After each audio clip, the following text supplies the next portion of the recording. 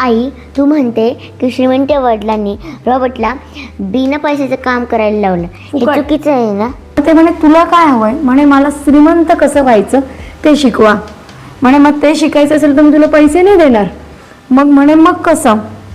मग त्यांना असं त्याला असं म्हणाले की शाळेचं शिक्षण महत्त्वाचं आहे, पण खूप जणांचं फक्त शाळेच्या शिक्षणातच गुंतून जातात. त्याचा श्रीमंत होण्यासाठी कसा वापर करायचा हे तुम्हाला समजत नाही. तरी मुलांना कळलं नाही. म्हणे मग तुम्ही आता संधी शोधा. अशी संधी शोधा की पैसा न गुंतवता तुम्हाला श्रीमंत कसं होता येईल. पैशासाठी काम नाही करायचं, कामही करायचं आणि अशी संधी शोधायची की याच्यात काही पैसे नाही घालायचे तरी पण कसं. पण मग त्या श्रीमंत वडिलांनी, छोटेच म्हणजे रॉबर्ट तुझ्याच वयाचा होता, पण तेव्हाच त्यांनी सांगितलं, विचार करा, मुलं रोज काम करायचे, काम करून थकायचे आणि पैसे नाही मिळायचे. मग त्यांना असं वाटायला लागलं काय करावं. मग त्यांना ती एक संधी दिसली.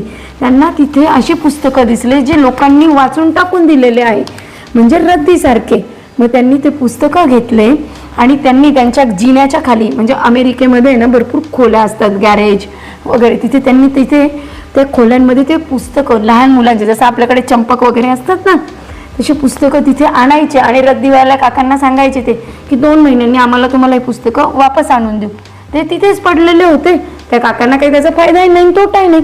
मग ते मुलं तिथे आणायचे आणि त्यांनी जवळच्या सगळ्या मुलांना सांगितलं की आमच्याकडे फुकट पुस्तकं, सगळे कॉमिक्स वाचायला मिळेल, परंतु तुम्हाला 10 रुपये द्यावे लागतील, म्हणजे त्यांच्या भाषेत त्यांचे 10 सेंट, 1 ते 2 तासांचे एवढे पैसे द्यावे लागतील. ते म्हणे चालेल. पुस्तकं आणायला पैसे घालवले का? नाही. पुस्तकं ठेवायला जागा जी वापरली त्याला पैसे घालवले का? बिलकुल नाही. आणि जेवढे पुस्तकं मुलं वाचायला यायचे ते त्यांना पैसे पण द्यायचे. आणि एक मुलगा घ्यायचा, आवडते पुस्तक वाचायचा, तो दुसऱ्याला सांगायचा, तो तिसऱ्याला. मार्केटिंग करायला पैसा लागला का?